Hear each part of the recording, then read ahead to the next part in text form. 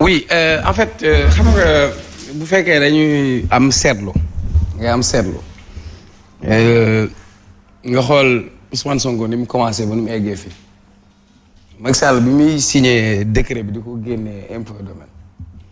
ku ko waxoon ki ngay signé impôt domaine dina la lëjal ni yamb si caaya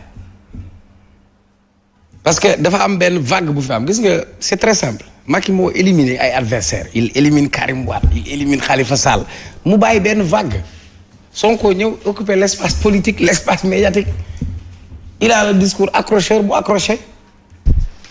il devient même le réceptacle d'une frustration il devient même le réceptacle même de tous ces gens qui ne se retrouvent pas ci li nga xam ni peut-être mooy gouvernance Macky Sall wala nguuru Macky Sall mais tey situation bi su eggee fii premier responsable c'est Macky Sall d'abord parce que gis nga Léo Olof Ndiaye day wax buñ la dénkee puso na nga fexe ba bu puso bi réer c'est triste man ma toog Lamine Gueye fàttali ñu ni Sénégal dem nañ fi ay élection résultat génnul rey nañ ab juge c'est triste c'est ça di fàttali 1988 ah non c'est triste ñu toog fii 2011 Mamadou Diop fii la faatoo lan affaire troisième mandat après nous on revient 2023 c'est comme si ñun dañuy arrière cassette bi quoi qui n'avance pas recule dafa am ay acquis xam nga la démocratie c'est un idéal et moi j'ai l'habitude de dire pour avoir une démocratie il faut avoir des démocrates mais pour que démocratie bi dafa am ay règles yoo xam ni li ngay wax noonu bienséance ñu respecter règle bi mu nekk affaire de cër ak jëmm ni nguur gi amee responsabilité ci réew opposition noonu la amee responsabilité ci réew war nañu mën a déggoo sax ci ay mbir. tout à fait mais su fekkee ni dañuy dem à chaque fois bu ñu waree dem ci lu jëm ci wàllu élection ay avant élection ay conflit la après élection ay conflit la conseil constitutionnel bi war a dogal benn parti moom mooy dogal mooy tànn procès bii ñu war a dem le ministre de la justice il se prononce te justice prononcé gul ça pose problème. ku far ci nguur yat bi du la dal loola neex waxal loola neex defal je donne un exemple Pape Malick Ndour c'est mon ami suma partenaire suma waay la def na fi rassemblement cité kër góor gi amul autorisation amul dara bi mu ko defee dara fekk ko ci te leer na discours am de l'autre côté bu ñu taxawee ñaar ñett ñu ne leen da ngeen def rassemblement interdit non autorisé donc nag contexte bii ñu nekk pour man Lamine football ñuy commenter naan bal à terre am na fu ñuy toll nag ñu def balaa terre parce que borom caq du xeex ak borom loxoy neen mais man c'est comme si dañu am une ferme volonté de defante xam nga defante. je vais mater man bi may ñëw ki ma indi dafa jékki-jékki fu ñu tourné lu ñu mësul gis rond-point bi yëpp ay kaaru gendarmerie yu bees yu bëla xam nga Macky liggéey na nag quoi kii bi pont Cambérène xam nga doo taxaw mais li ko dalee rond-point EDK bi ba fooy yéeg fépp gendarmerie. man bi may egg si net ñu toll si foire bi convoi Ousmane Sonko li ko topp ci ay auto gendarmerie nga gis dayo bi lu mu toll mais parce que tout simplement tey mu neex la mu naqari la dafa nekk une force politique vous imaginez ñu war a dem ci élection. moo tax ñuy wax ne que. waxaara vous imaginez voilà léegi nag est-ce que vous imaginez ñu war a dem ci élection ñu ne par exemple Ousmane Sonko daan nañ ko du bokk élection. vous imaginez ça pour man waxuma sax waxu politique sax wala conséquence mais tey ci wàllu démocratie boo xayma ku nekk am nga une force politique ku nekk am nga ñoo xamante ni soo leen privé candidat boobu da nga leen privé seen droit de vote da nga leen privé seen gis-gis da nga leen privé seen bëgg-bëgg ak seen yéene ci réew mi tout le monde n'est pas obligé ñëpp ànd mais tey est-ce que dañuy utiliser li nga xamante ni mooy fitna boobu coow boobu di am Macky kenn dégg ko du prononcé waxul yaa ko wax bi mu tegee gouvernement lan la wax c'est un gouvernement de combat c'est un gouvernement politique parce que dafa am lu muy préparé 2024 les profils même des ministres qu'il a amené nañ nekk technocrate mais c'est des ministres yoo xam ils sont très très politiques ils vont défendre sa cause ils vont aller dans cette bataille d'opinion maintenant quand ça va péter ñoom ñoo am jàmm mais ñun du ñu am jàmm. Et nous on espère que ça va pas péter. Et pour que ça ne pète pas il faut qu'on s'organise qu'on se trouve autour de l'essentiel ci consensus. waxtaanee ko bien sûr c'est très important Cheikh Oumar dañuy dem jëli page de publicité ñëwaat sur le plateau. moom lañ doon waxtaanee Lamine ñu ngi woon ci point bu am importance boo xam ne moo ñeel li nga xam ne mooy des séries de manifestations de l'autre côté également le pouvoir qui bonde les muscles ci ñenn ñi nga xam ne am na ci ñu demoon ba woote une contre manifestation cette fois-ci c'est autorisé mais est-ce que mënuñu craindre sànq maa ngi koy laajte peut-être suba wala yeneen jours yi nga xamante ne dañ ci woote manifestation que mu indi ay débordement wala mu am yeneen coow ci dëkk bi. non je crois que suba moom xamaguma luy xew parce que Sonko a appelé à manifester dans tous les départements du Sénégal te dafa mel ni ils ont déposé partout des demandes. Voilà. Léegi nag lan moo ci xew est-ce que dañ koy def comme tey autoriser ko ou pas mais c'est sûr que bu fekkee ni autoriser wuñ ko gars yi bëgg a manifester peut-être dina jur ay yëngu-yëngu en attendant nag ñu dem le 16 bi nga xam ne nag peut-être mooy procès bi nga xam ne peut-être ñu bëri moom la ñuy ragal ak li fa mën a génn par rapport ak li xewagum li ñu njort. Donc voilà mu nekk benn cocktail boo xam ne ça peut péter à tout instant maintenant nag peut-être ñoom war nañu mën a inspirer wu ci ñi leen jiitu ci Sénégal parce que aussi Sénégal wax nañ ko sànq am na ay crise Ablaye Wade Abdou Diouf traversé nañ fi ay crises yu métti ñu tëj fi sax parce que Sonko aussi tëjaguñ ko. quoi qu'on dise aussi ñu tëj fi Ablaye Wade maas nañ ko fi ay courant. lu dëgg temps Senghor am na fi ay tension Senghor Mamadou Dia. Voilà mais toujours da ngay gis ne après loolu gis nañ Wade dugg ci gouvernement Diouf donc loolu esprit de dépassement la ñii nag li tax affaire bi xaw a garaaw mooy tu as l'impression que ku nekk da nga taxaw say position taxaw say garde voilà même s'il se parle il ne s'écoute pas parce que aussi mën ngeen di wax bu ku nekk di wax kenn dégluwul sa morom aussi vous ne vous entendez pas. Et je pense que aujourd'hui ñoom seen responsabilité sànq bi may wax le sens de la responsabilité ci côté boobu laa ko mais Sénégal ci texte yi ñun suñu démocratie wax dëgg yàlla gàcce ngalaama tey am na sax le statut du chef de l'opposition qui dort encore dans nos textes c'est vrai que kenn joxagu ko corps ak forme mais tey au moins dans les textes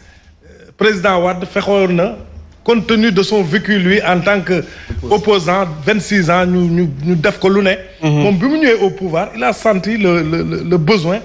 vraiment de mettre plus ou moins à l'aise le chef de l'opposition mais ba léegi kenn defagu ko certes mais mi ngi ci sunu architecture donc yooyu noonu je pense que war nañ mën a xool ci yooyu chaque jour ma ne fii chef de l'opposition ki nga xam ne peut-être mooy catalyser le plus d'espoir ci opposition bi kooku boo demee ailleurs dañ koy jox gëdd. Pourquoi? Parce que demain il peut remplacer le président mais moom tamit bu remplacer président il forcément dina am keneen koo xam ne aussi mais moo koy remplacer si donc ñooñu noonu war nañu mën a am benn agreement gentleman boo xam ne vraiment mooy nekk seen diggante ba nga xam ne yenn extrémités yi duñ fa mën a yegg ba pare aussi ñu xam ne aussi tey jii les gens qui sont morts là les jeunes qui sont morts tey soo dajee woon ak 100 Sénégalais nga ne leen citeel ma ci benn wala ñaar duñ ko sax xam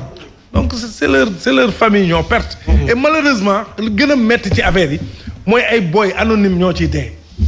ay boy yoo xam ne riir gi la ñuy dégg topp masse bi ils ne comprennent pas gars yi dóor affaire yi dal seen kaw après ñoom ñooy xam nga donc yooyu noonu responsabilité yooyu nag gars yi dañ ko war di mesurer aussi bien le pouvoir que l'opposition ñu bañ a yegg ci yenn affaires yi ba moor am léegi ku nekk bëgg a taxaw après on se rejette la responsabilité et je pense que yegguñ foofu am na lu fi jot a xew 14 personnes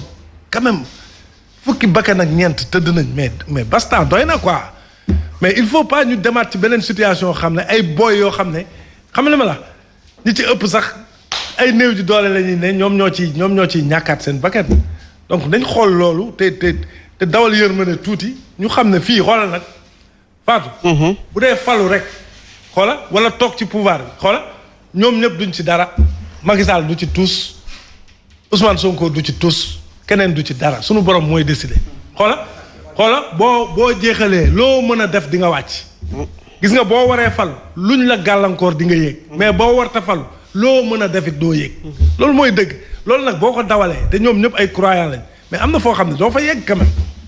doo fa yegg. Alors parce que nag ku ko fa yegg demee voilà tu rendras des comptes hein. te nag le bas monde là jaru fi yenn affaire yi quoi sincèrement man daal loolu laa gis ñoom nañu xoolaat seen taxawaay ku nekk nga xam ne aussi benn moment nga war a jouer une partie de l'histoire du Sénégal. Après da ngay pousse ñun ñii ñëpp dañuy pousse yeneen génération dañuy ñëw donc boo ko jëlee noonu yow defal li nga war a def rafetal ko après voilà. mu jeex alors avant qu'on passe à l'autre point lan nga ciy dolli Serigne. waaw mais man li ma ci dolli rek mooy xam nga tension yeegi yëpp nañu jàpp ni c'est les fruits de la démocratie quand même parce que démocratie dañuy faral di wax ni elle est embêtante parce que noo mën a def itam ay ñaxtu dinañ am ay revendications dinañ am maintenant bu yooyu yëpp amee ba pare aussi le gouvernant nga xam ñoom ñoo yor état bi donc ñoom dañoo war a seggat c'est-à-dire le point de vue bi nga xamante ni moom la manifestant yëkkati parce que toujours dama koy wax donc am na ñoo xamante ni ñu ngi ci opposition bi li ñuy wax lu baax la lu mun a defar réew mi. donc nag bu deesee ci gouvernement bi dafa war a xool lu baax loolu nga xamante ni tey gouvernement ñi ngi nekk ci opposition bi ñu ngi ko yëkkati ñu jéem ko transformer en action tey président Léopold Tamba dafa wax lu am solo mooy ci communication bi nga doon wax. loolu élément la bu fondamental dans une démocratie comme système de communication boobu dafa war a dox diggante ñi jiite ak ñi ñu jiitu mais tey boo xoolee ce système de communication là moom moo dagg ligne boobu. maanaam dañu dem ba suuxat ci xol yi benn mer ak benn rancune boo xamante ni tey moom moo développé ci biir ñi nga xam que ce soit muy ci côté opposition bi que ce soit muy ci côté pouvoir bi donc nag bu ñu bëggee réew mi am stabilité jarul ñuy dem États-Unis di ko wëri jarul ñuy dem Chine di ko wëri mbir maa ngi fii ci suñuy loxo la nekk donc nag ki may njëkk interpellé c'est l'État du Sénégal mooy dañu jëm ci ay élections présidentielles warul bokk nañ ne warul bokk ñi nga xamante ne ñu ngi ci kaso bi te seen liberté d'expression dugal leen fa na leen génne donc kaddu yi nga xamante ni kilifa diine yi nga xam bu ñu réew mi jaaxloo ñoom ñëpp ñu ci ñoom lañ jëm kaddu yi nga xam ne ñu ngi koy wax te mu am solo nu ñu jël kaddu yooyu waxtaane ko jëfe ko démocratie nag processus la comme ni état bi amee ay institutions am démocratie noonu la amee ay institutions am te tey institutions yooyu la plupart de ces institutions là dañ ko bafoué benn muy la liberté publique kenn sañatul wax loo xamante ni lu xaw a ñagas la jëmee ko ci nguur gi état de droit bi ñi ko war a sàmm war ko gën a consolider tey ñoom ñoo ko bafoué beneen bi muy la séparation des pouvoirs donc nag loolu c'est des institutions xam bu ñu ko garantiroon ci réew mi dinañ am une bonne démocratie boo xamante dina permettre à tout un chacun mu exercer li nga xamante ni mooy liberté d'expression bi ko constitution di garantie. C'est clair ci loolu la ñu demee ci le deuxième point suite et toujours pas fin maanaam ba tey mi ngi woy te jeexagul cette polémique bi nga xam ne am na autour des 98 milliards de francs CFA parce que ñaar ñi nga xam ne ñoom ñoo ko war a jeexal jusqu'à présent mi ngi continuer la sortie de Mansour Faye bi nga xam ne def na ko la réplique également du leader de la coalition Gëm Sa Bopp bi nga xam ne am na alors naka la Sénégalais yi di xamee dëgg bi ci loolu nga xam ne mooy ces révélations Léopold autour des 98 milliards Léopold Tamba. ci 98 milliards yi dama jàpp ni dafa doon loo xam ne dañ ko war a xóotal. dañ ko war a xóotal parce que tout simplement su dee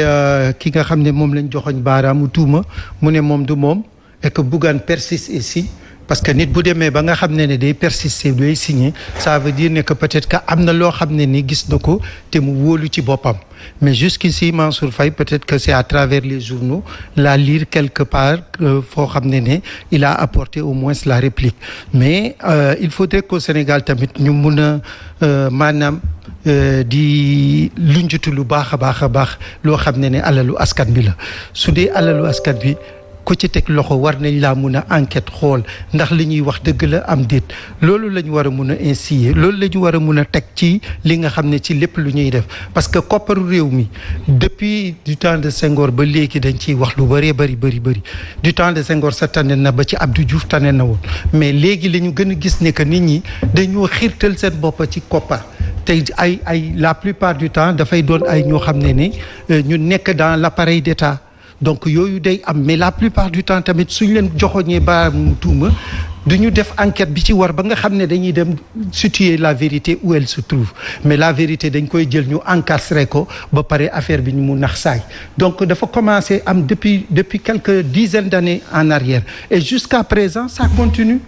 parce qu'on va pas nous dire ne que ba léegi y a des détournements yoo xam ne ni qui se font mais ba léegi pour que la justice puisse moom éclairer la chose la plupart du temps day ndax saay finalement dañ koy suul nit ñi fàtte ko peut-être dañuy toog benn jour ñu yëkkati point boobu ñu commencé cee waxtaan mais lii comme Bougane persiste et signe il faudrait mener une enquête boo xam ne ne très profonde pour ñu mun a situer les responsabilités. alors mi ngi koy wax est-ce que dañ ko war a bàyyi nii rek mu nekk peut-être coow entre deux politiques kenn ki def révélation kenn ki répliqué wala war nañ yegg ci ubbi une information judiciaire sur ces révélations autour de 98 milliards. Ah mais c'est-à-dire au-delà de même d'information judiciaire tey